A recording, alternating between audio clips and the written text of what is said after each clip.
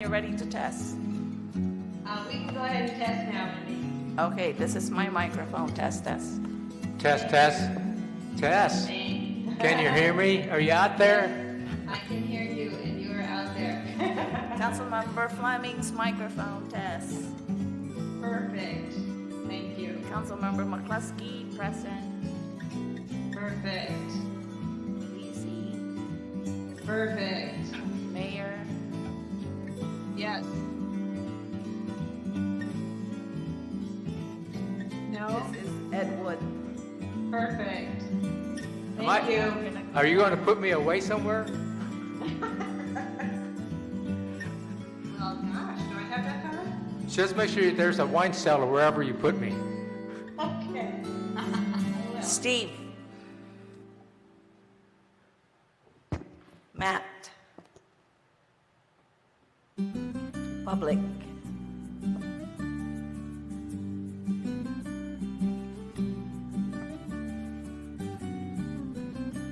I got it. Sorry, Emmy. Yes. Sounds good. Thank you.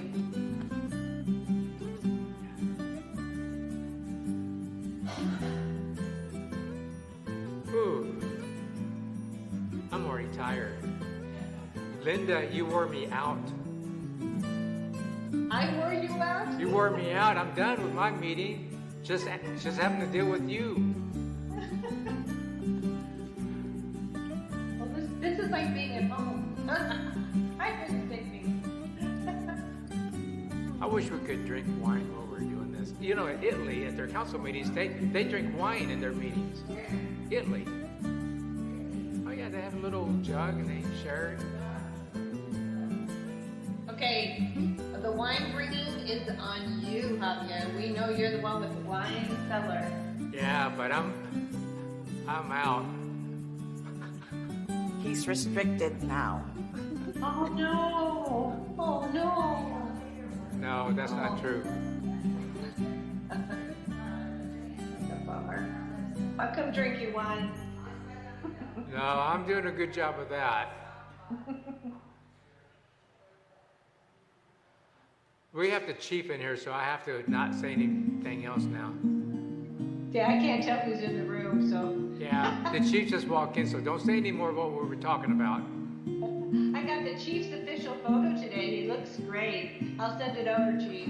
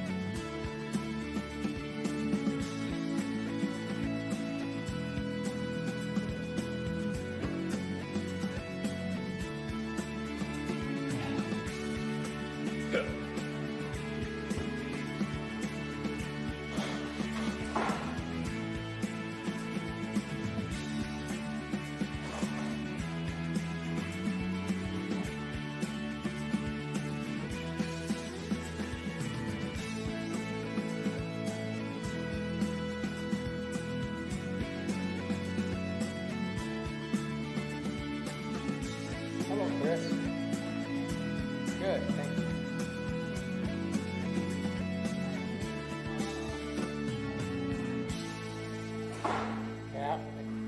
But we'll still have a few nice days.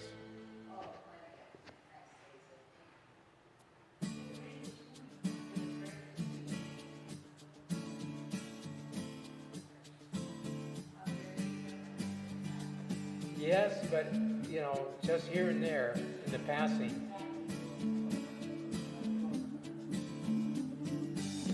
I thought he was just your bodyguard. Make sure nobody.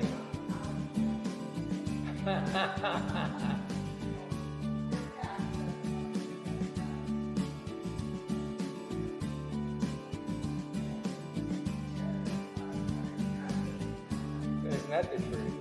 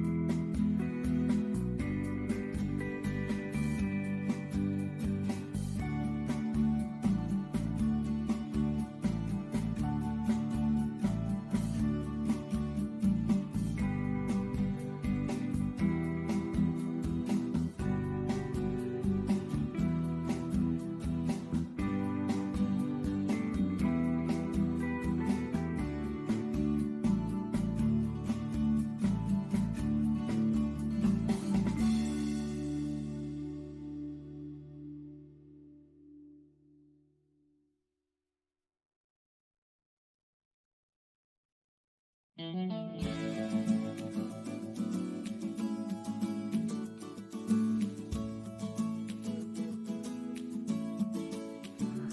now live.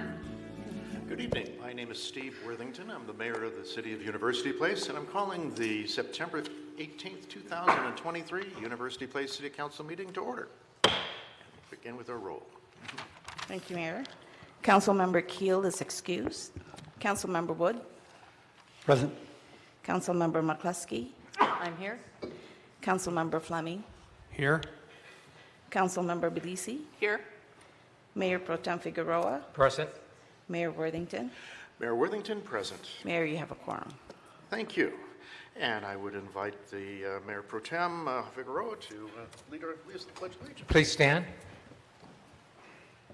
Pledge allegiance to the flag of the United States of America and to the republic for which it stands, one nation, under God, indivisible, with liberty and justice for all. Thank you. Thank you. Thank you. Too. I would entertain a motion to approve the agenda. Mayor Pro Tem Figueroa makes a motion to approve the agenda. Thank you. I have a motion for approval, and is there a second? Councilmember Belisi, I second. Very good. We have a motion and a second. And Mayor Pro Tem Figueroa?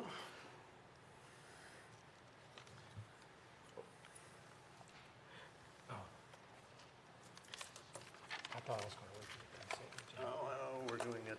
Here, oh, excuse me. Okay, no Okay, problem. excuse me, thank you. You bet. Mayor, I'd like to have an amendment to the agenda to pull on the consent agenda, item 6C from the consent agenda. Okay, motion is to remove item 6C from the consent agenda. Is there a second? Councilmember Belisi, I second. Okay. And is there any objection to removing item 6C from the consent agenda? Just in case anybody's wondering, the staff informed me that it was not ready to be presented tonight, or to be approved tonight. Thank you. All right, very good. And is there any objection to the approval of the agenda then as amended? Seeing none, the agenda is approved. We can move on to our public comment section of the evening. And Amy, would you like to tell us about the rules for that? This time, citizens have 3 minutes to address council on issues not scheduled for public hearing or council consideration. State law prohibits the use of this forum to promote or oppose any candidate for public office or ballot measure. Public comments are limited to 3 minutes. Please provide your name and address for the record. Thank you. And let's see, we do have one person who's signed up. We'll get to that person in just a moment. Other people in the audience are welcome to make themselves known and have up to 3 minutes of the council's attention as well. If you are viewing online, you also can make comments by making yourself known, raising a hand, or you can call in with the telephone number that's provided on the screen as well, and make yourself known as well, and we'll have you an opportunity to talk with the council. With that, I'm going to invite Chris Saunders up to talk to us as the first person in our public comment section. Hope we have an agreement to use.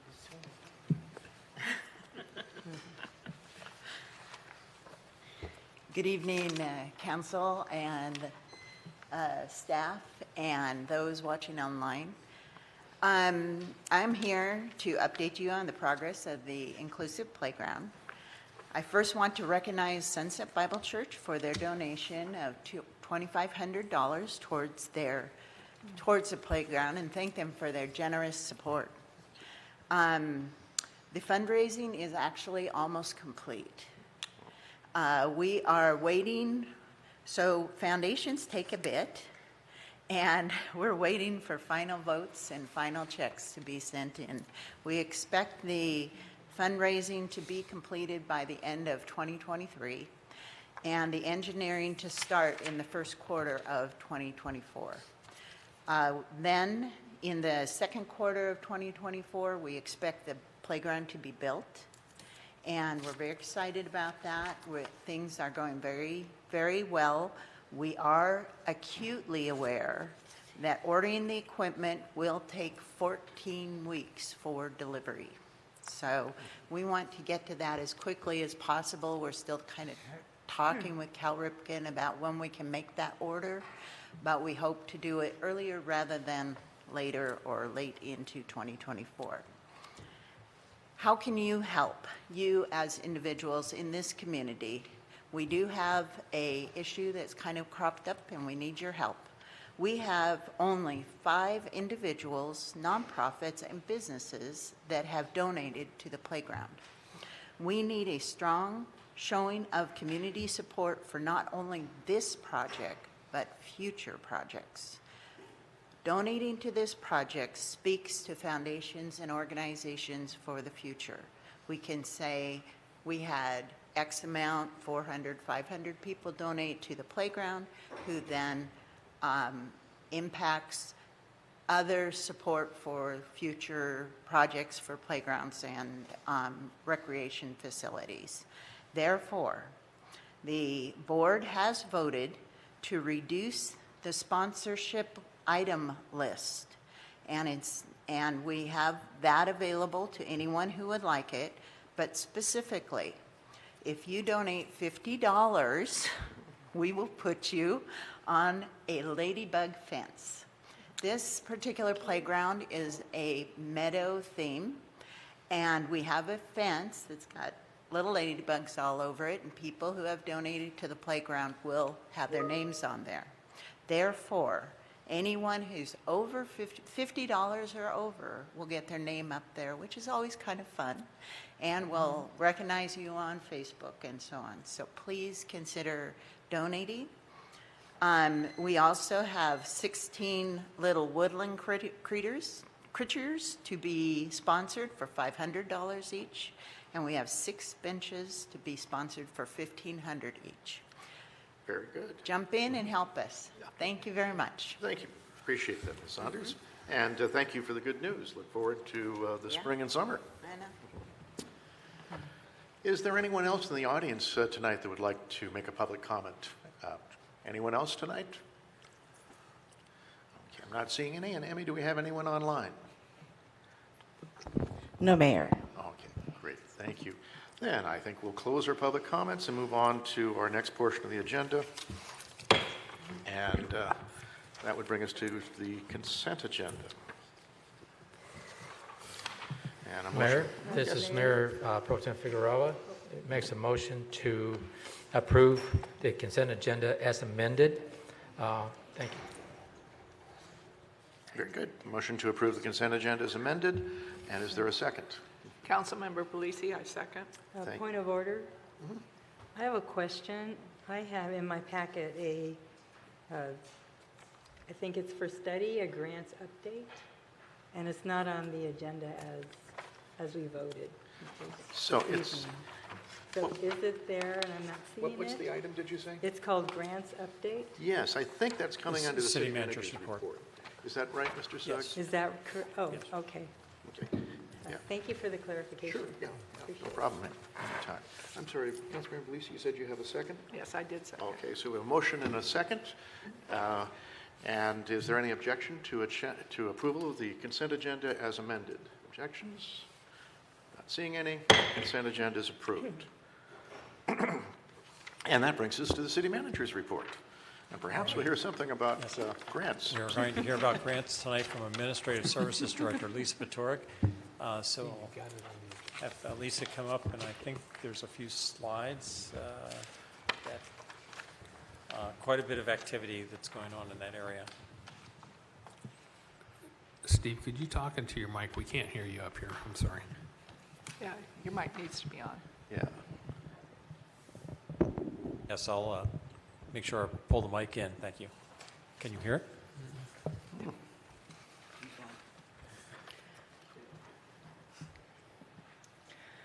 All right, good evening, Mayor, council members. Hopefully you can hear me clearly.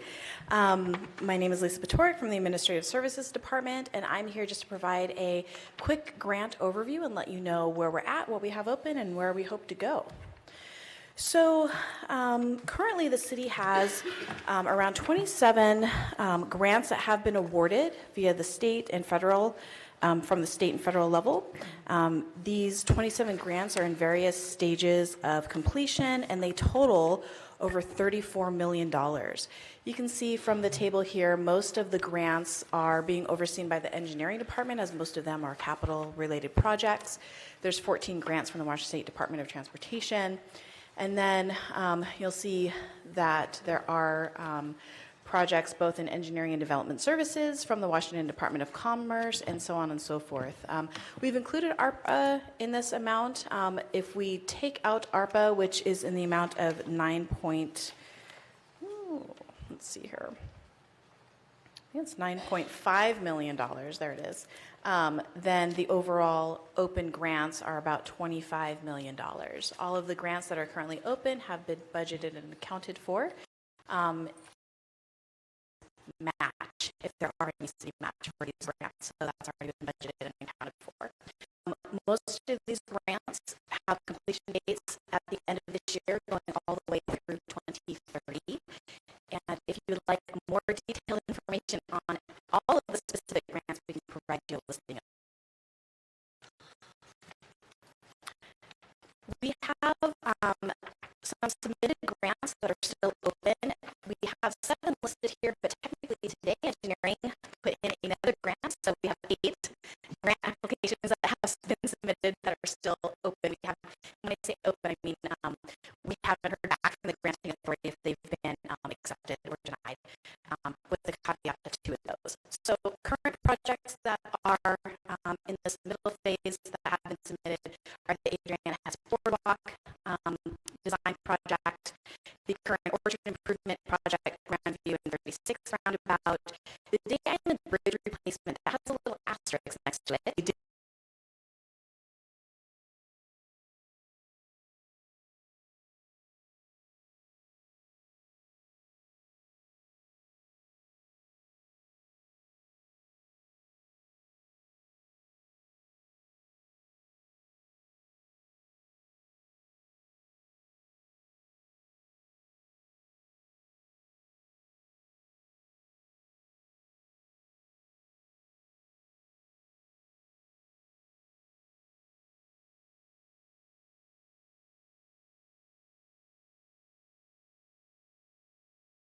We did some very preliminary comments back on the grant. Some of the positive comments were the city's use of leveraging various partners for the grant application, and I'll speak to that in a few slides as well. They liked the community engagement. They were very pleased to see that the Day Island Bridge replacement was specifically called out in the hazard mitigation plan, so that was very beneficial for the city to do that.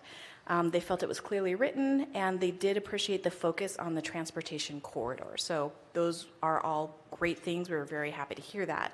Some things that they wanted more from the city included more discussion on climate change. We didn't necessarily focus on climate change for the FEMA BRIC grant. However, we did put in another grant for the Day Island Bridge replacement with the U.S. Department of Transportation under the PROTECT grant. And in this particular grant that we submitted this summer, we did put more focus on climate impacts. And so we do have more language in the grant regarding that. So we'll be speaking to the state. We'll have them review what we wrote for the PROTECT grant to see if that's something that FEMA is looking for, if we have the correct language and the correct focus there. And they just wanted some more information on how this project would benefit underserved communities. So we'll be talking to the state about what they mean by that. The other grants that are open, we applied for some EV charging facilities down Bridgeport Way along the town center corridor, so we'll be hearing about that. We do have an open congressionally directed funding request, not exactly a grant, but it is request for federal funding for the Chambers Creek Road roundabout. Our request did not make it through the Senate process at the federal level, but it did survive the House process. We originally had asked for $1.3 million. It survived at the $500,000 mark, so we're just waiting to see where that goes at the federal level on the House side. So we should be hearing back on that later this fall. So we'll have an update on that shortly.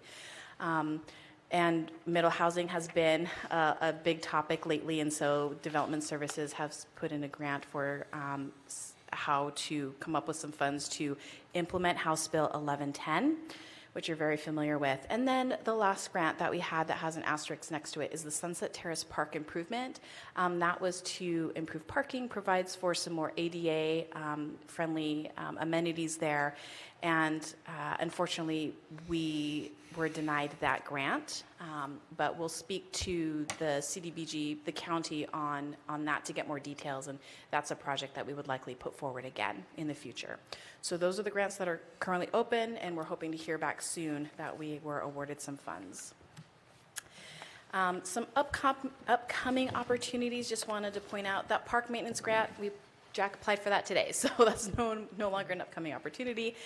Again, hazard mitigation, we're going to be going into those discussions with the county in January, so we'll be looking to see what types of recommendations they might have on climate change that we can bolster our hazard mitigation plan and go after future grants on that. We did review the requirements of flood mitigation grants with some of the residents from Day Island, and at this time, they don't quite meet the requirements for flood mitigation. So we'll continue to look at those requirements and see if there's some other ways that we can meet those needs down there. And then another really good opportunity that we're looking forward to is as congressional representatives are coming back and visiting their home offices. It's a great time for members of council to potentially visit with them and talk about some future congressionally directed funding requests that we may be making. One of the projects that we might be talking to you further about is expanding the 57th Avenue sewers, which has projects and opportunities for potentially increasing housing, expanding recreational space down there, and make healthy improvements to Leech Creek. So stay tuned for more information on that. And finally, just wanted to recognize the council's work that they've done in late 2022 and in 2023 in meeting with various community partners that have helped provide letters of support for various grants that we have applied for during the past 18 months. This, the outreach that council has done has worked to meet one of council's goals, which is to expand regional influence. So that has been done definitely with meeting with various congressional representatives and also with outside organizations that are stakeholders in the community like BNSF Railway, the Department of Defense, JBLM, and other types of regional partners like Puget Sound Regional Council, TPU, Tacoma Public Utilities, and even our very own school district and West Pierce Fire. So wanted to take an opportunity to show all the connections that have been made this past year. These are, again, all the entities that provided letters of support and members of the community that you have had contacts with this year. So wanted to thank you for those efforts as well and thank them for their support in our grant requests. And that will conclude our grants update report. Mayor, there's nothing else from the city manager's report. If there's any, before turning back, is there any questions? Excuse me, not a study. Councilmember Fleming. Thank you, Mr. Mayor. Lisa, thank you for that report and update. I get excited when I think about grants and projects for the city and how that benefits us. I want to circle back, though, to the Day Island Bridge. So, you know, we applied to for the grant there with FEMA, got denied. Have we looked at any grant opportunities with DNR or with the Corps of Engineers? And I asked that because another bridge that, in a former elected position, when we were looking for funding, we actually went to those two sources because they're not really often tapped. To get funding to redo that bridge? Yes, and I have spoken to Delta Development, who's also been a partner in our grant search, and they are looking at that. We are going with the Department of Transportation as another alternative source, but we will more fully look into BNSF and their specific railway grants that we may be eligible for. Okay, great. I just wanted to point out that FEMA is not our only source of opportunity for redoing that bridge, but there's other agencies out there that have funding for bridge repairs and replacement. Absolutely. There are grants specifically out there for bridges. The Bridge Improvement Program is one of them. The NOFO hasn't yet been released, but as soon as that gets released later in the fall, we'll be able to take a look and see if there's an opportunity there as well. Okay, thank you very much. Okay. I Very know good. this is not a study, but thank you for that. Mayor? Council? Very good. Well, Mr. Sugg, thank you, and Lisa Patorek as well, along with, other members of your team, that this has been one of the more full court presses we've done throughout the years. And while we may not win and hit the target on each and every one, we've had a pretty good scoring. We've had a good ratio of success and a good opportunity to learn about items as well. So I think it's been a fine effort, and thank you for helping lead that. So Thank you. and that, I think, brings us to our next item, where we're going to consider council comments. And Mr. Wood, or Councilmember Wood, would you like to get us started? So, Sure. Thank you, Mayor. So in the interests of, well, as was just brought up, regional influence and climate, just want to make sure that fellow council members know this Friday I'm going to be going to the Pierce County Climate Convention, or convening, or something, whatever the heck it's called exactly, on Friday morning. I just received a survey asking what we're interested in, and I would actually like to talk about it with city staff at some point this week, just to see if there's something here that the city is very interested in this thing doing. My guess right now is I think this is only their second meeting, and so I don't think they have an agenda planned yet, but I'm going to go and see if there's going to be anything useful that comes out of this. And if anybody has any comments or concerns and wants to get them to me before I go, by all means. So, thank you. great. Well, it's great to have your help and engagement in that. Thank you. And Councilmember Belisi. No comments at this time. Thank Okay. you. All right. Councilmember McCluskey. Yes, I do. Thank you. I would like to make note that Dance Theater Northwest is 35 years old, and it's exclusively a business in our community for all that time. There's blood, sweat, and tears to bring arts and culture and dance and a community focus, and lots of free dance recitals for our community, as well as a teddy bear picnic. So I would like to congratulate Melanie Kirstoffer and our team for continuing dance and culture in our city. Also make note that tomorrow at Trader Joe's, we have our police going to bag your groceries. So if you weren't thinking about going to Trader Joe's for anything, I think we need to really work our police officers really hard. Go there, buy, $50 or so, whatever. Just have them bag it up for us and, give them some compliments along the way.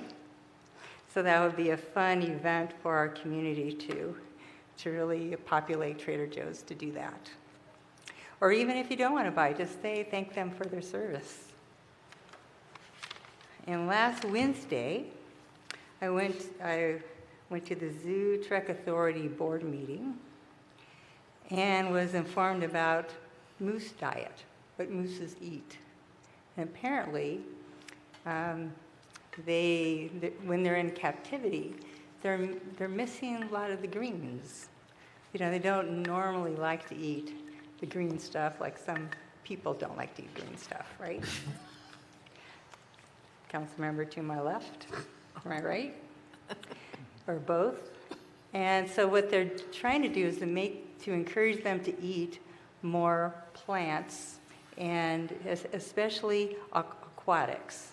So they're growing certain aquatic plants that the moose are attracted to, especially if they have a lot of salt in their chlorophyll and the plant material and all of that. That attracts the moose and encourages them to eat more greens.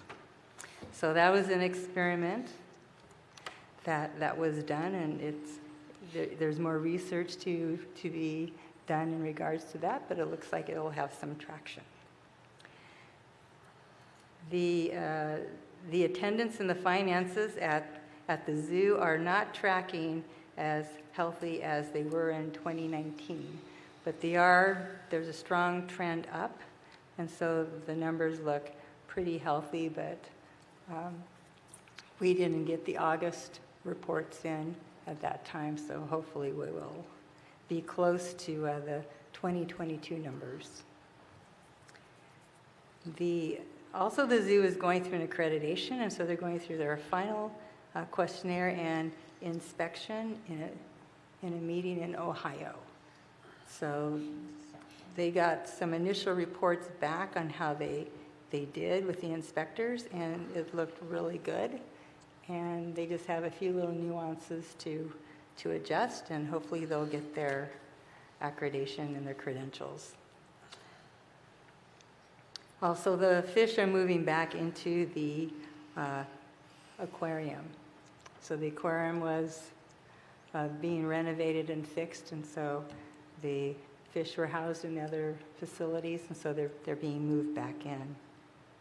So that should open up pretty soon. At the Trek, the electric trams from Portugal, most of them have arrived, and it took about 3.5 years, and the opening will be on September 20th as a soft opening, and a bigger opening to enjoy the trams will happen in the spring. But right now, the public can now tour the Trek in a smaller electric tram that has a full window from the front of the tram all the way to the back, with also larger and extended windows. And it's quieter ride, so you'll be able to hear more of the animal noises and engagements that way too. And also at the Trek, they released at a pond down around the Lacey area 300 northern leopard frogs that are endangered because of the bullfrogs that predate on them. So that has been a program that has been going on for the last 2 or 3 years in conjunction with the University of Oregon. And that ends my report, Mayor. Thank you. Okay. Thank you, Councilmember McCluskey. Good to hear what's happening with the Northwest Trek and the rest. Councilmember Fleming. Thank you, Mr. Mayor. I will be brief. Number one, just wanted to echo Councilmember McCluskey's comments regarding Dance Theater Northwest and the value that they bring to our community, and look forward maybe to another 35 years with them doing just that in their performances. Last week attended the executive board for SHAPE. They are in the process of finalizing their 2024 legislative agenda for this legislature. And they have offered to actually come to the council and give an update and a presentation. You know, if it's the council's desire to do that, we would just need to schedule with the executive director there and kind of go from there. So I'll keep it brief, but good things happening over there also. Good. Thanks for your For brevity. Okay. Thank you. Appreciate hearing the activities with SHAPE, and we'll see about getting them on a future agenda. So, great. Mayor Pro Tem Figueroa. Thank you, Mayor.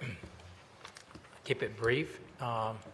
First of all, I do want to thank staff, especially Lisa Berteri, for the grant information. That's really nice to get that overview, and things like that really does help us to see those kind of things that we wonder about. I know the public as well, so thank you very much. More of that will be nice. PCRC and the PSRC did not meet in August, so I have nothing to report on that. However, they are meeting later on this month, and expect a lot of information next month, and the next council meeting, I should say. However, just as a brief notation, as you know, on the PCRC workshop to reevaluate the criteria for grants, the work is almost done, and I'll be reporting the group's recommendations to the council, PCRC council, this Thursday. And so I do want to give staff, especially Jack Eklund and Neary, I'm not going to try to pronounce his last name, one of our engineers. Last Friday, without having to beg too much, they saw that I was pleading, and they helped me enormously. I just can't even say how much they really did help me. All this technical stuff that really belongs in their hand and ended in my lap was not fun, but with their help, your help, Jack, thank you so much.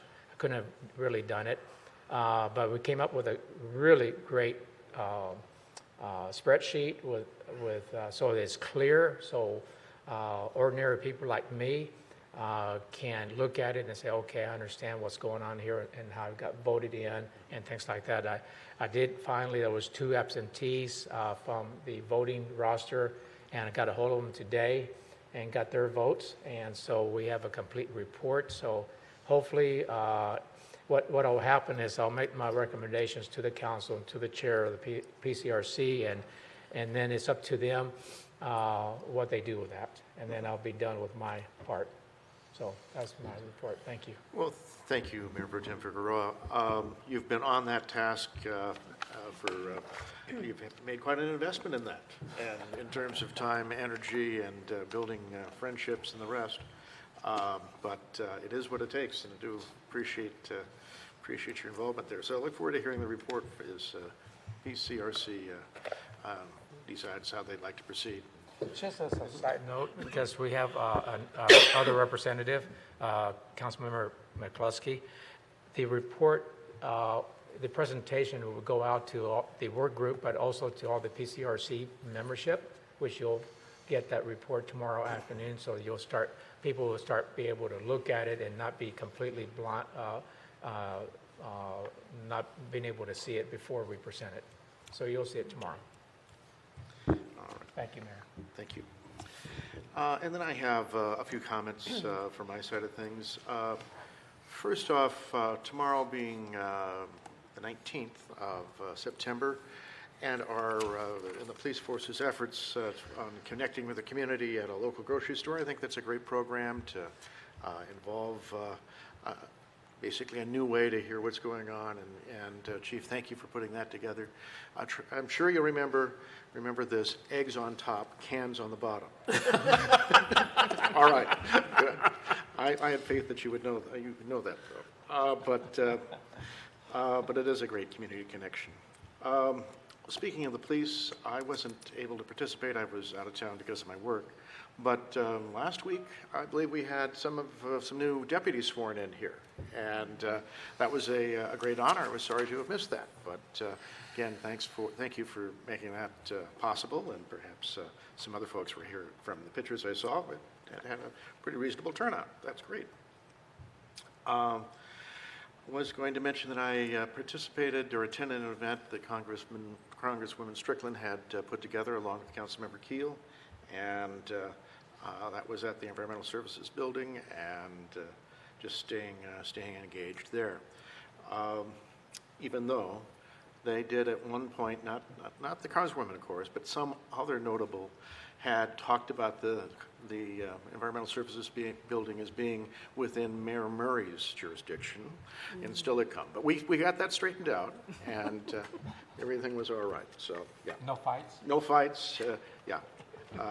Mayor Murray was quick actually to help them understand actually whose jurisdiction that's in. Yeah. And then I wanted to touch on one item that, just because it is a very timely item, and that has to do with changes in state law and how council members may or may not qualify for public employee retirement system credit. And sometimes, in the past, at certain times, essentially, if a council member, an elected official at the local level, wanted to participate in the public employee retirement system, or PERS as it's referred to, you could elect to do that. Money's withheld from your paycheck at a certain amount. The city, as the employer, provides a different percentage, and all of that goes into the state system. And over time, depending upon your average salary over 5 years, top 5-year average usually, and if you have enough credits, you will get some sort of retirement out of that. As I think all the council members are aware, that's probably in the process, or is in the process of changing.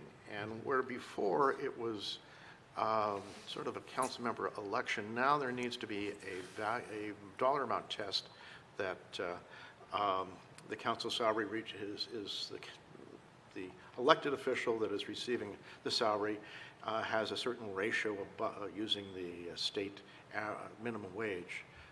If they earn enough, they can, if that rate is high enough, they can receive PERS credit as we think about it. So currently, as I think all of this council knows, we are just a little under that amount, and so we won't be receiving PERS credit in the future. For me and for several council members, that really has no effect. I have used PERS credit. I'm a former local government appointed official, and so I had earned credit and have retired from the PERS system. This doesn't affect me in any way at all. But it may affect people that are thinking about running for local office, and more specifically, running for University Place office. And so if we were to correct this, or change this rather, we would need to do something about it within the next 2 meetings. So by the end of October, we would have to pass an ordinance that would adjust salary, and that amount is in the magnitude of about $280 a month per council member in order to meet the new test for PERS. That would only apply for council members that stand for election after that ordinance passes, which means the current election that's underway, if we were to pass something by the end of October, before the next election in November, that would take effect in January for those folks. So, if I haven't confused council members because you're all on top of this, but it might be a little confusing for others. So council, let me do it this way. If you have a sincere interest in doing that, let me know, and if there's enough interest in that, we'll ask for something we have to initiate something for our next meeting. And if there isn't enough interest, that's fine too. But I don't want this opportunity to, I don't want to miss the window just because we didn't get a chance to talk about it. So that's why we're a little out of process, but we're not too far, I don't think we're too far out of process, given the limited amount of time to talk about this. So, fair enough? Okay, good. I think yes, Mayor Pro Tem. I know it's kind of different, but I think everybody's okay with it. But if I may, get a couple of clarifications. So, excuse me.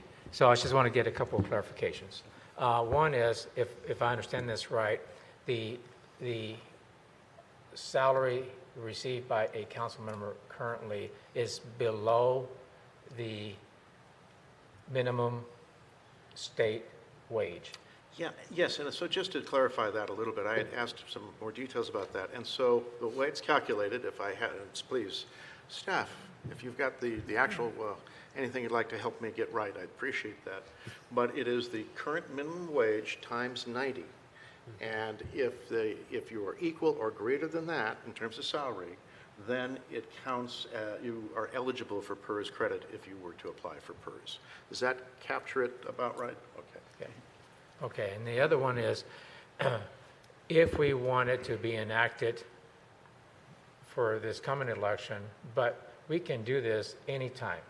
We can do it afterward, we can do it early part next year, and then it'll just take effect, and then the next election. Right. Folks, okay. But you cannot, as a council member, you cannot raise your own salary in your current term. So Right. you have to run and be reelected for a new term. Fair enough. Speak That's into just your the mic. way- Fair. Thank you. Okay, that's it. Yeah. Okay. Yep. Thank you. You bet. Appreciate it. Otherwise, we're good on. Okay. Great. Well, with that, I think we're ready to move into our study session, and we've got lots of good information there. So, regular meeting is adjourned, and we've opened our study session now. Mr. Bursky, you've got you're going to get us up and running here. Or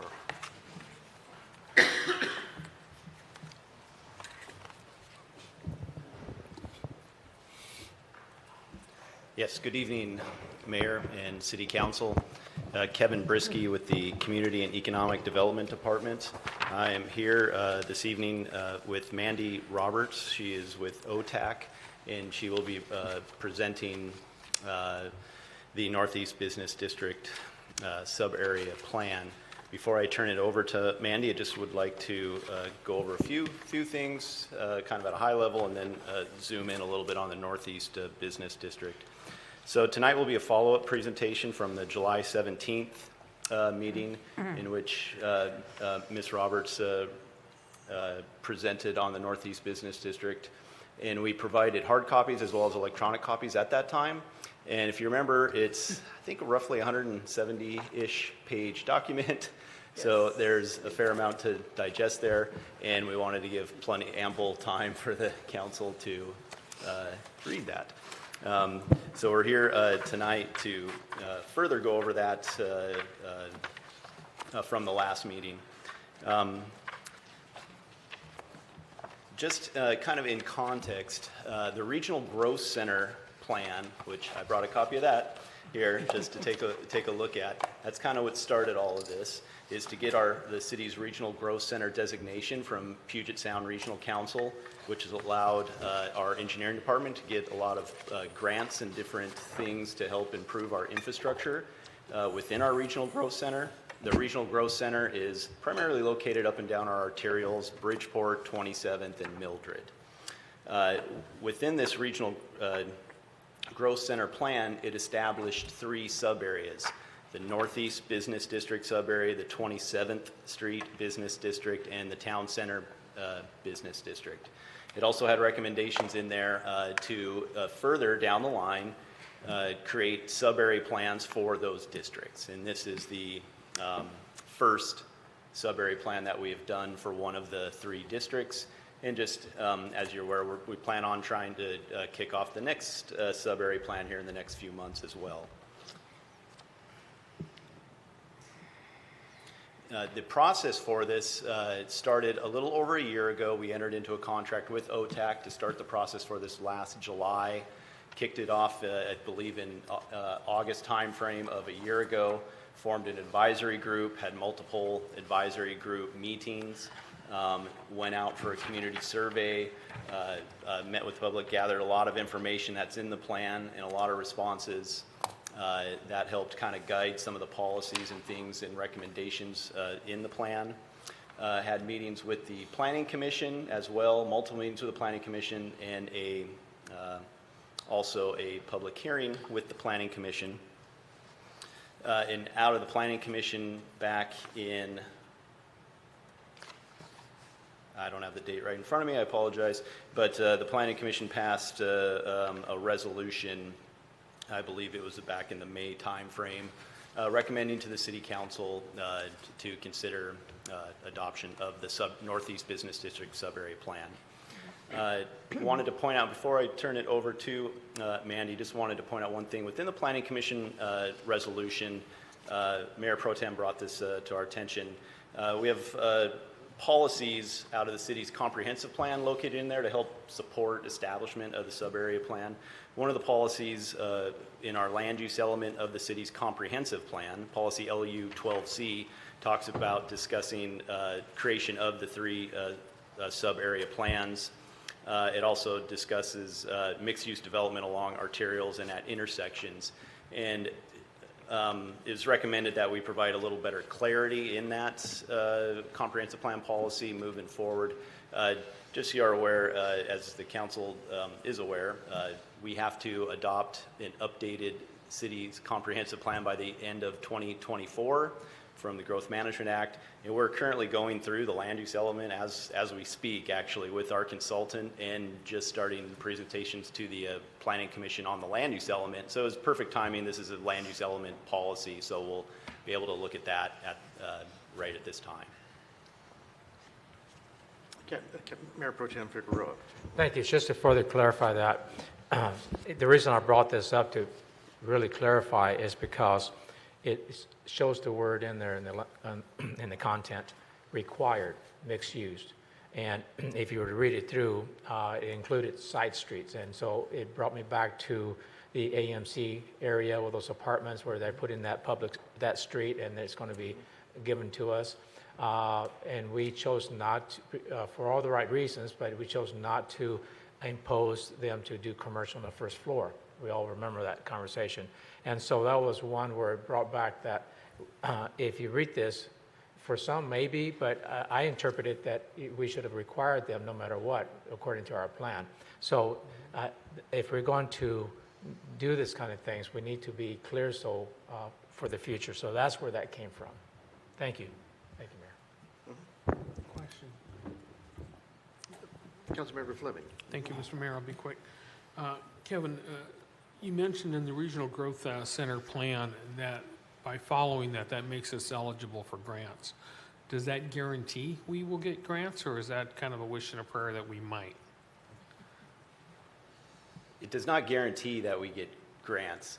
It gives us, and I looked over here to see if Jack was still in the... He ran for the door a little while ago. But from my You're on your own. My understanding, what it allows, and I know it has already helped us get grants for improvements up and down here, but it's a rating system. By being designated a regional growth center, it gives us more points, essentially in the rating system to give us better eligibility and score higher in our applications.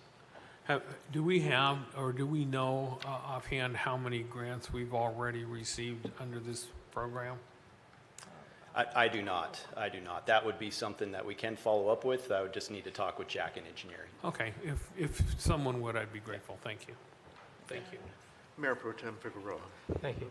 Councilmember Fleming, thank you for bringing that up, because especially the work here and the importance of it, it didn't really hit me until I got involved with the PCRC and PSRC and this particular work group that I'm in, because the importance of the work group and the recommendations, it's huge, because there was an attempt to change the criteria and the point system for centers, and driving away from giving so many credits and points to regional centers like UP around transportation and other things that is being provided in our plans, and be more equal to local centers, which are a lot less towards regional planning and things like that. So I have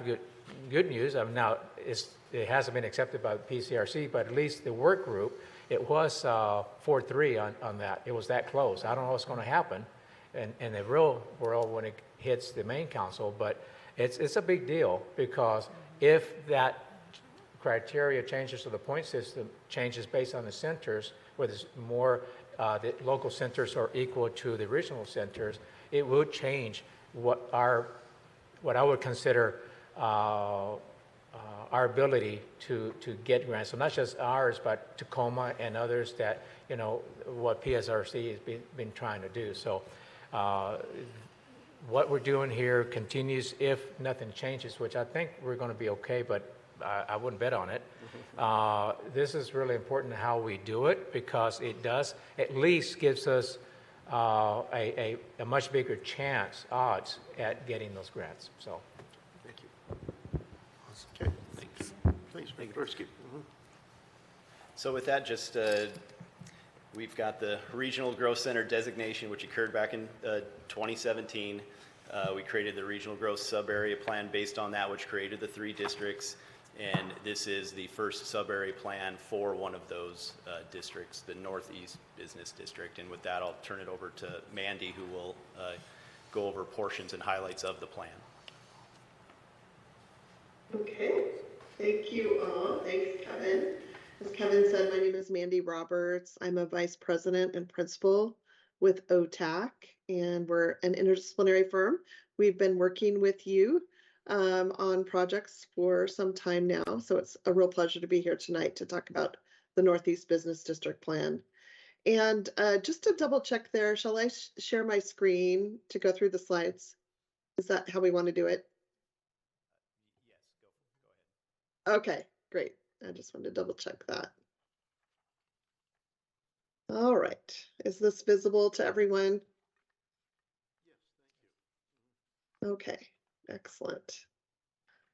All right. Well, tonight I'm going to give a summary of the plan with a few highlights. And then we'll, be open for questions, comments, and discussion with council. We're not requesting specific action tonight. My understanding is that there would be a vote to consider adoption of this plan at an upcoming meeting. And it could be put on the consent agenda. So tonight we just want to have a discussion as part of this work session with you. I do want to just remind everyone that we have been working with an advisory group, and I want to thank them and acknowledge their participation during the planning process. They were really helpful in alerting us to important considerations as we developed the plan, and giving us input along the way as we looked at important recommendations. These are the sections in the plan. So typical things that you would see: introduction, existing conditions. We also have completed an updated market assessment, demographic analysis, and we've done some calculations or forecasting related to population, housing, and employment with redevelopment in the district. This is information that can feed right into the comprehensive plan update process that Kevin mentioned earlier. So we wanted to be sure to provide that to help that process. And then we have recommendations in the last section. This is just a graphic showing our planning process. And we went through some engagement and visioning early in the process, and then analysis and review of different potential scenarios. And then we've been working on this draft plan and have had a couple of revisions to it over the preceding months. And now here we are into the adoption phase. So we did a survey, a community survey that was open to the public early in the planning process. We got 144 total responses over a 3-month period, which was actually really good compared to some other surveys that have happened throughout the community. And some of the key takeaways that we heard was there was a real strong interest and continuing interest in small business development, transit-oriented development, better access to community amenities such as parks and recreation.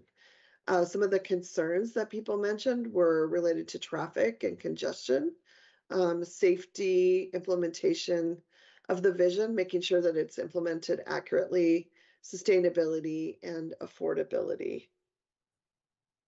We asked people what they would like to see in this particular district. And of course, businesses ranked high, shops and shopping, restaurants, also housing, a sense of community, being a livable place, a great place for families, safe, walkable. Those all were things that were mentioned multiple times as well. And so really what's being described here is what we are referring to often in the planning that we're doing as complete communities, a complete community that we're creating, where basically within about a 15-minute radius, people have access to everything they need, whether it's access to get to work by bus or transit, access to school, parks, playgrounds, shopping, groceries, everything they need to live in their community. And this district really has the real potential to contribute in that way to University Place. So the purpose of this plan was really to establish specific provisions that align with redevelopment activity that's occurring in the district and that could occur in the district, and with the city's adopted code provisions. The city adopted a form-based code a few years ago, so we wanted to make sure that the plan was aligning with those code principles as well. And this just gives you a little bit more of a sense of the context of the Northeast Business District, which is here. And what is really interesting is the proximity of this district to James Center, which has done some recent master planning, the Future Link Light Rail Station, Tacoma Community College associated with that. And so we did kind of take a look, we zoomed out a little bit and looked at specifically the relationship of the Northeast Business District to this Four Corners planning area, and looked at, for example, we did a walkshed analysis here on the right, showing 5, 10, 15-minute walk distances from the light rail transit. And you can see that most of the Northeast Business District would be walkable to that future light rail transit. So that's really good news, especially regarding concerns about traffic and commuting. It just helps to take some of the trips that people take and move those into light rail transit. And then, of course, there would be local bus and expanded local transit to take people to and from that transit center, you know, as it improves in the future. So we developed a draft vision statement and guiding principles, working with outcomes from the survey, as well as input from our advisory group.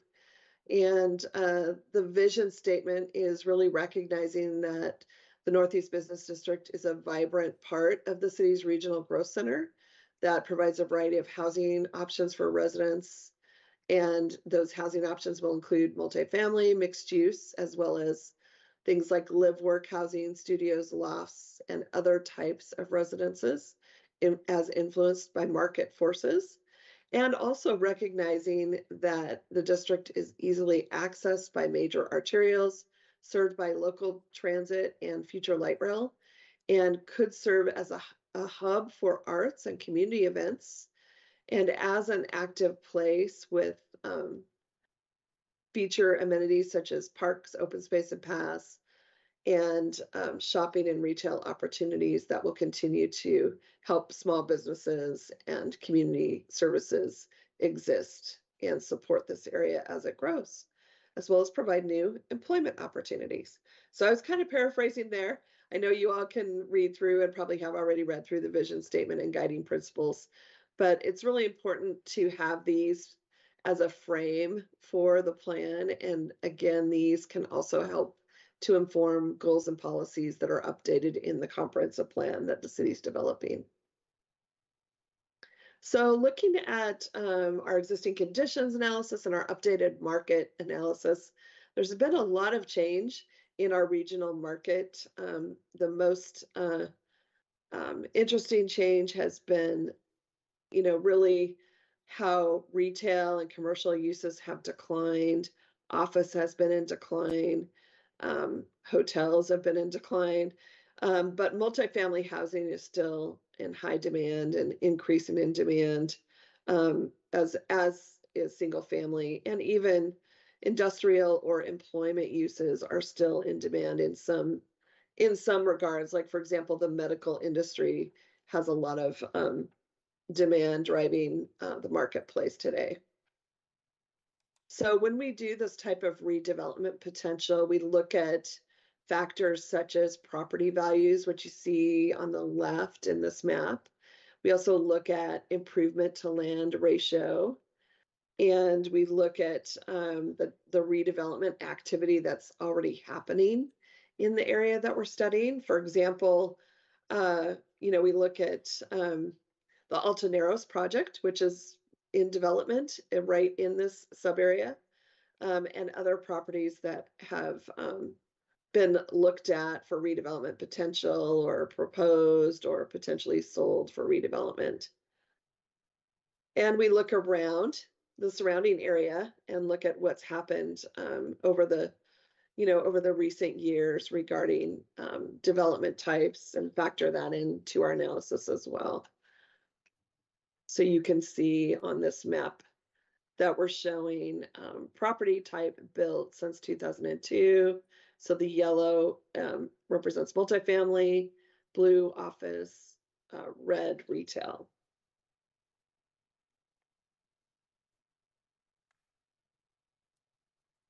And after looking through all of the analysis, basically we came up with a forecast of what we feel the longer term and shorter term redevelopment areas are in this district.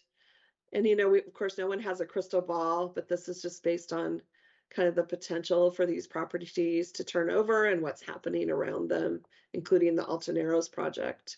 And then we also look at things like the Pierce County buildable lands inventory and report and factor that into our work. Another thing that we do is we look at assumed prototypical development that could occur in the area, and we make assumptions about what's realistic.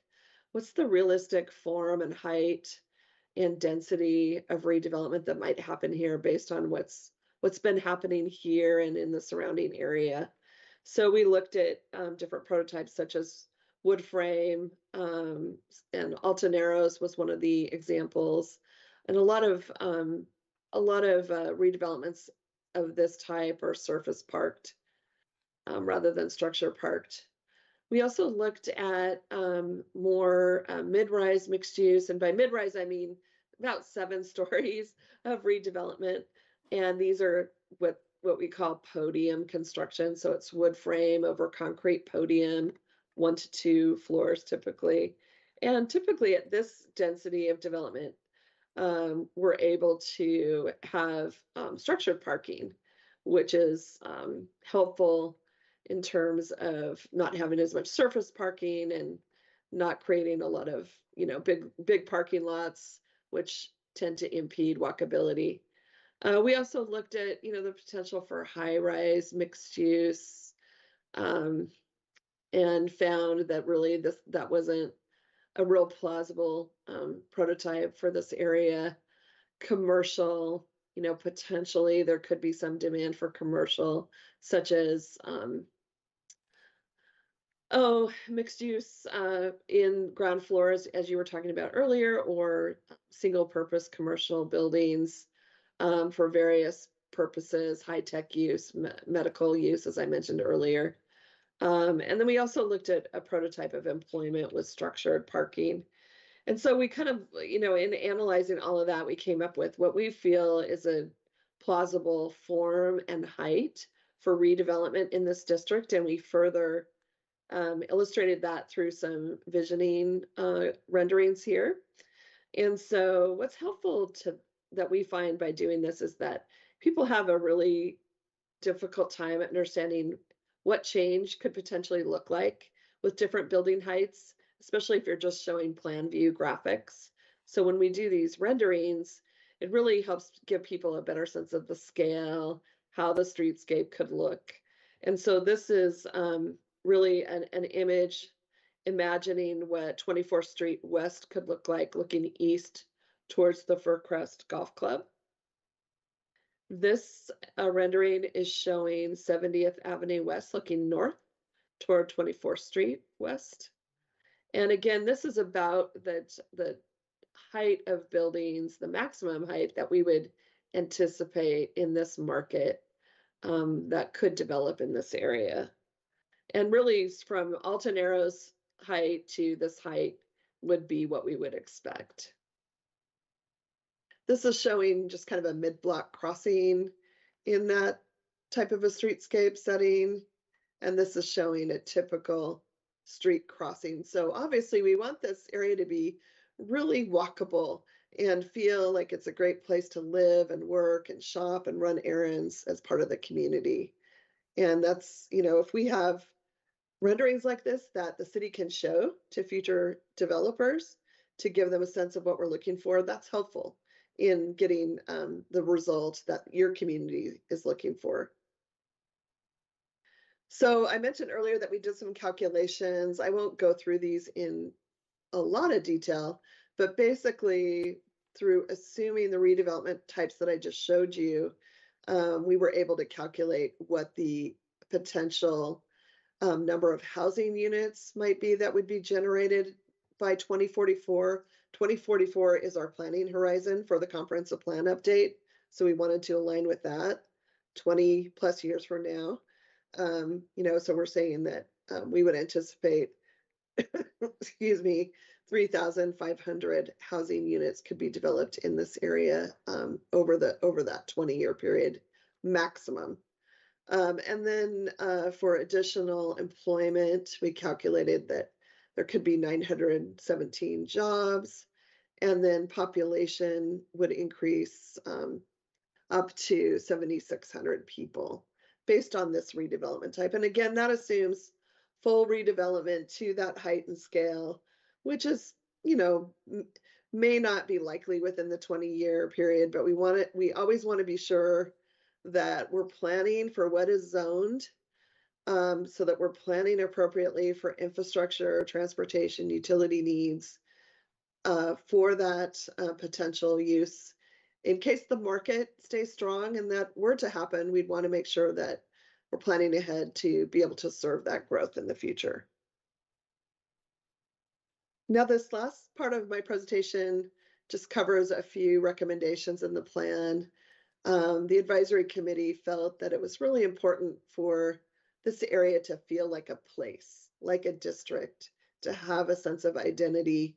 And part of that is making it better connected with a better grid of streets. So we have a concept in the plan for doing that. Nice streetscape environments, as I showed in those renderings. So it feels and looks attractive as you're walking down the street, and there are social opportunities as part of those interactions. And we highlighted that this could be a place where wayfinding signs and gateway treatments can help to strengthen that identity here as this area redevelops.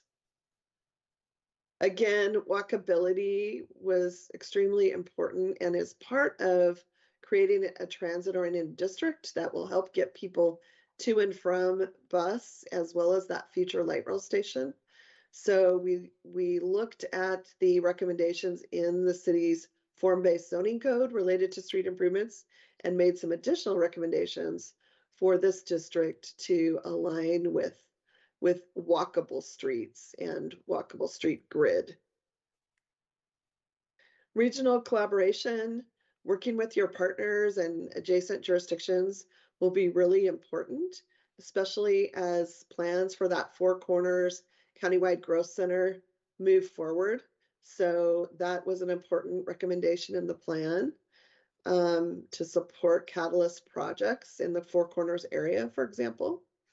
Parks and recreation, so ensuring that residents and workers of this district have convenient access to existing parks and amenities, and that with new redevelopment, there are new amenities created for the people who live and work here. So trees and landscaping, public and private open spaces as part of redevelopment. And sustainability was also something that we heard from the community they were concerned about, and the advisory group was concerned about that. So we have recommendations around exploring a potential green building program with incentives to promote sustainable development practices, exploring regional partnerships to promote bicycling and other elements. I'm going to stop right there because I heard someone speak and I just want to make sure if there's a question. I'll pause. I think we're good at the moment. Okay. I'm almost done. Okay. Thank you, Mayor. I'll just wrap up. Thank you. Okay, so that really concludes my presentation on the plan. And now I will stand for questions, comments, and I'm sure you'll want to have some discussion amongst yourselves. And I'll leave the presentation up in case you want to go back to see any slides. Thank you, appreciate that. Councilmember Fleming, would you like to start us? Thank you, Mr. Mayor. And thank you Mandy, for your presentation this evening. I'm totally intrigued by this project, but I do have a bunch of questions, and some are for clarification purposes. One, when you talk about the business district attracting new jobs and businesses, what thoughts did you have on that? And I asked that question from the standpoint, sometime earlier in the year, we got a presentation from our staff talking about businesses, brick and mortar, are kind of on the downside right now, while online buying from, by our citizens is on the rise.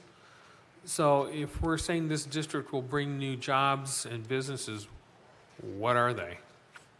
Yeah, thank you for asking that. And I think as you will note, our forecasts were pretty moderate and conservative regarding office. We're not anticipating that there would be a lot of single purpose office redevelopment here. However, in keeping with having a vibrant mixed use district, there have been in new TOD, transit oriented development areas that we're seeing developed, there have been a lot of experiential types of retail, restaurants, that type of use happening at the ground floor levels. If any of you have been up to the village at Totem Lake recently, and if you haven't, I recommend taking a trip up there. It used to be this aging shopping center in Totem Lake, a little bit north of Kirkland. It is in Kirkland, but not in downtown proper. Aging shopping center. I think there was like a Kohl's or a Penny's there at one point. Well, it's been completely redeveloped now to mixed use redevelopment with a lot of people living in that district. And there are lots of shopping, restaurant, experience types of, what do I want to say? There's I'm trying to remember the name of the place. It's kind of like a virtual reality studio that you can go in and put on those goggles and have virtual reality experiences. So there's some uses like that there that will generate, they do generate employment to a certain level, and they add vibrancy and interest and livability to the district. So there is definitely the potential to create something like that in the Northeast Business District.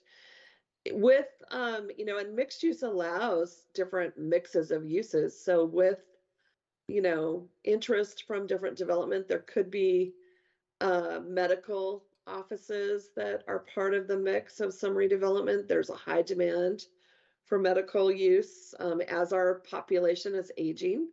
The baby boomers are getting older, as we all know, and so there's more and more demand for different types of medical and health services related to that. So those are the kinds of things that we're thinking will be plausible in the marketplace and will help to add some employment uses. Also, you mentioned we were trying to get a count because not sure what we heard when you said this is additional housing units. How many housing units would you anticipate in this district? Yeah, let me go back to that slide. I think it was around 3,500 total. In 2044, 3,579.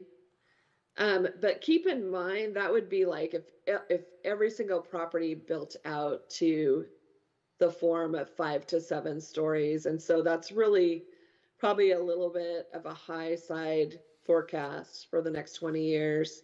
But as I mentioned, we like to use that for planning because we don't want to be caught unprepared with utilities and infrastructure. So that would be, and today there are 712 units. Of course, that doesn't include Alta Narrows, which is already under construction. So hopefully that answers your question. Yeah. Okay, so that's just roughly shy of about 8,000 new residents yes. in that proposal. Yes. Okay, and then last. Yeah, it would be 70. Hold on, I'm just trying to read this. Hold on here. It would be 7,613 new residents in 20 years, and today there are 1,773. Okay. My last question before I yield over here is, love the concept, love what you're trying to create here. What I'm struggling with is infrastructure. I didn't see or hear you mention what infrastructure we would have to put into place to accommodate this type of growth, to keep the traffic and people moving other than bicycles and walking. What other thoughts do you have on that? Because I'm not sure everyone's going to do that, especially in our wonderful winters that we have. Yeah. Well, I know the city's already has made some transportation improvements, street improvements, and what we our intent was to provide a vision and a sense of what could happen here so that that could feed into the city's comprehensive plan update, which will look at utilities, water, sewer, stormwater, traffic, transportation needs, and update those accordingly, including for this district as needed. So that's really the plan, is to to feed into the comp plan process and make sure that this growth is considered as part of that process. Okay, thank you very much. Very good. Councilmember McCluskey. Okay, thank you.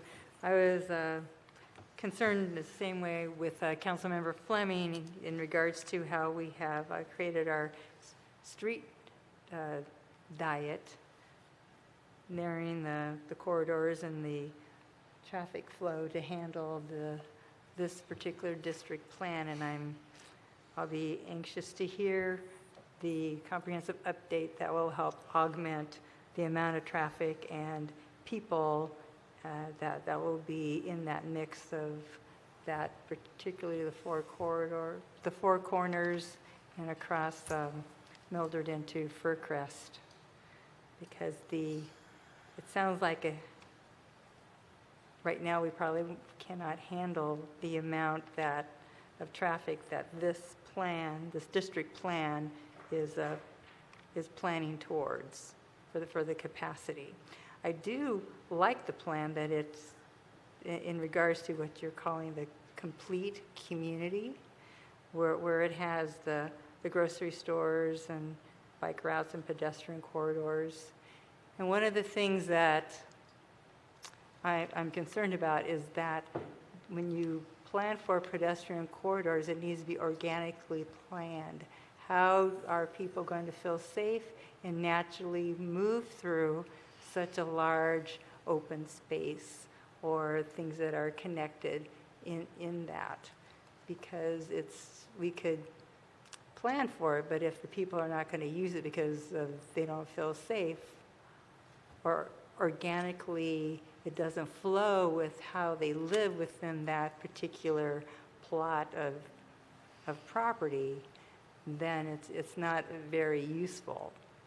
A good example of that, and everyone knows my angst about Green Firs, and how that is, they have one sidewalk corridor going from 40th Street into it, and it kind of zigzags down. And that is not safe to have a continuous line to all the services and retail that is mixed within that. And it does have the large parking spaces, so I'm glad that in this particular design that they won't have the large parking complexes there as well, but also the traffic flow for pedestrian bike and bike safety, and to tie it to the transit, it would be really essential and important that stays up in the forefront of any plans or design standards within the Northwest Business District to help with people that are on non-motorized methods to get around. The other thing that when we do these large complexes, typically they're not family-oriented. They really don't encourage families to live within these communities, so we're going to have a big swath of land, and there is not going to be maybe room in the buildings, because usually you get studio or one-bedroom apartment complexes. So what happens to the growth of our children in our community? What message are we sending to these surrounding communities that would like to move in with families? Are there going to be parks for active play for the children? I don't really see any design or thought for families. I do not want to discourage families from moving into our community when we densify through these corridors. Some of the families may not have 1 or 2 cars, and so the essential that we plan for families so they have the opportunity and housing to live within our business corridors that we've been planning. And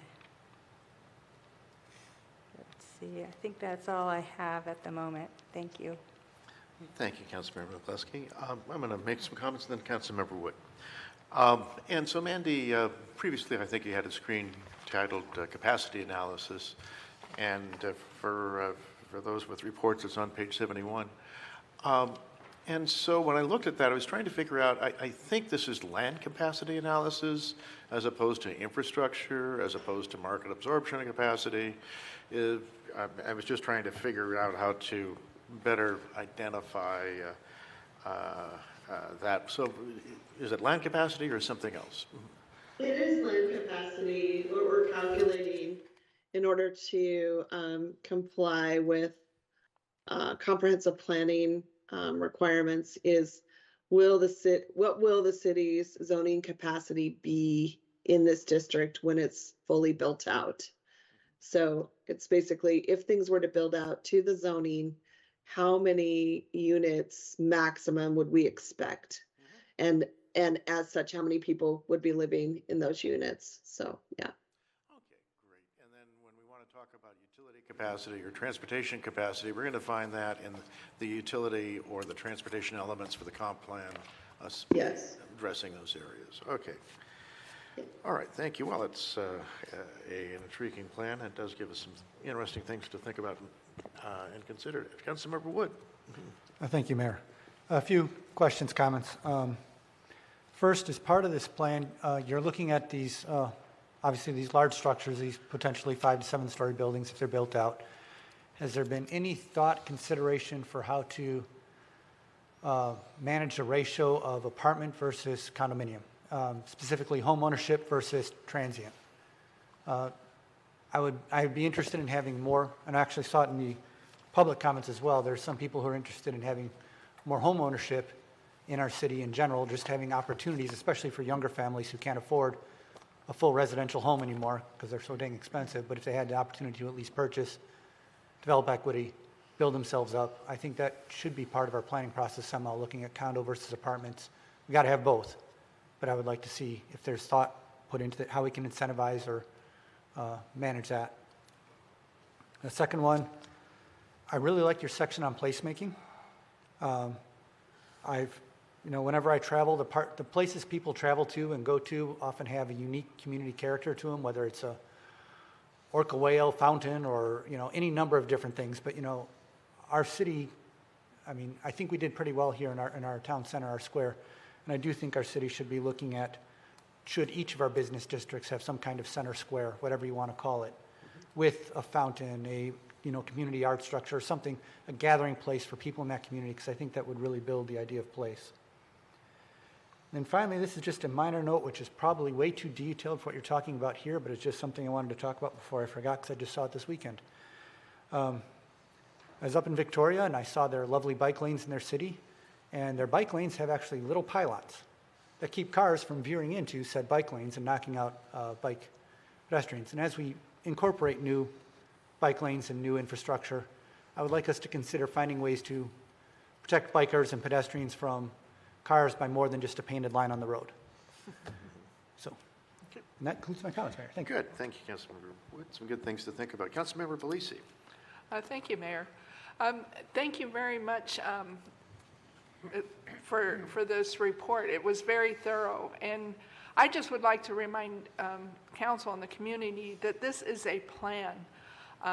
It is an idea. It's not something that will get implemented. When a project comes to the city planners then review the code requirements for that project to see if that idea is allowed on the property. This plan does not, as I understand, does not take into account setbacks, parking requirements, et cetera. It is just to say if every inch of these properties were developed at the maximum height, this is what could be anticipated. And the traffic structure and the impact and stuff is then viewed by project, and if there's mitigation measures needed at that time, the project would have to comply with those mitigation requirements in order to undergo.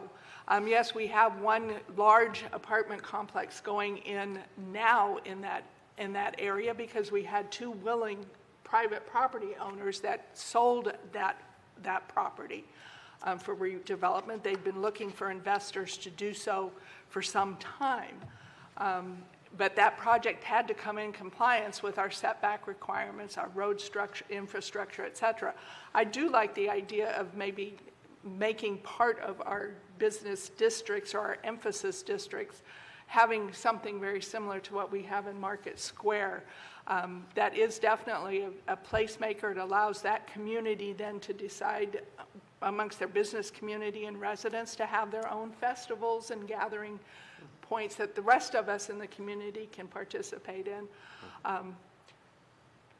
It sounds shocking that we're looking at 7,400 people, but our comp plan had an increase of 60,000 plus people in the first 20 years of our incorporation, and we have not come anywhere close to that number, nor have our existing properties redeveloped to the max allowed per the comp plan.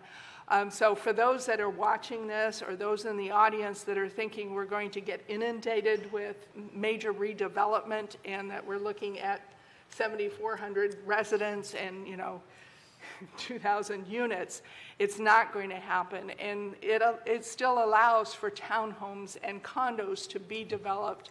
But again, it's market driven. It's what the developer can pencil out, what the banks will finance. That drives these projects moving forward. But it gives us a starting place to be able to prove to the powers that be at the state and federal level that we have done our planning. Because the worst thing we can do is not have something figured out for a piece of property and have a developer come in and want to put a 5-story adult entertainment center, with whatever in there. And if we don't have it in our plans, it would be allowed. And so this is kind of directing those future developers as to what we are looking for.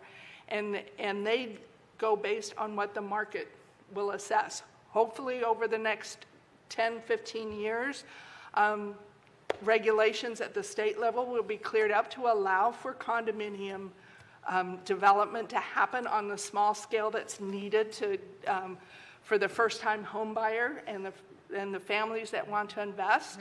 Hopefully, prices come down to make townhome development something that is viable for both the banks and the developers to happen, because that is where we are missing housing. And try as we might, it's not happening because there's regulations and financing that helps to slow that process down. So please, this is a good plan, and this plan gets modified as we have developments come forward and new ideas come forward in regards to housing, in regards to retail, in transportation ideas, et cetera. So this is a starting point to move forward. So thank you again for all the hard work on this and for having the committee really take a good look at it. We had a nice cross-section of individuals from our community, both community members as well as developers as well as property owners. So it was well thought out and well looked at by that advisory group. Good. Thank you, Councilmember Bellisi. Good comments. So, Mandy, I had a couple of quick things. One is thinking about Councilmember Wood's comments, which is to say, within the context of this plan, rental versus condominium. In the scale of planning that we're talking about here with the Northeast Business District, is there something about the ownership structure that would change what goes on here in the planning process? I would say this plan doesn't really regulate ownership versus rental or make policy around that. That would be something that the city could explore with their codes. And I don't know, maybe Kevin, you might want to speak to that. I think there are a lot of barriers to condominium and multifamily ownership structure. In the past, developers haven't wanted to do that because there's a lot of risks involved, but that has been changing. So over time, we hopefully will see more ownership type multifamily offered, but we're not quite there yet. So I don't know, Kevin, if you want to speak to that. Thank you, Kevin. Yeah. I just believe the numbers, though, like the proposed housing units, and they could be rental or ownership. It's just capacity, so it could be either or. That's Kind of neutral on that aspect. Okay. And there isn't something about the texture of the place that changes from a rental to an ownership units, I guess. Well, I'll use that term. But, okay. All right, good. Well, I think we've done, I think the plan does come across very well. I think there was good public engagement on this. Appreciated our planning commission and many others engaged in this as well. I think if I read the tea leaves right, we're just about done here. So we'll look forward to moving this on to formal consideration in a future meeting. So, okay. And is there any other business to come to us tonight? I don't recall any. So with that, unless there's objection, I'm going to adjourn our meeting for this evening. Thank you all. Thank you.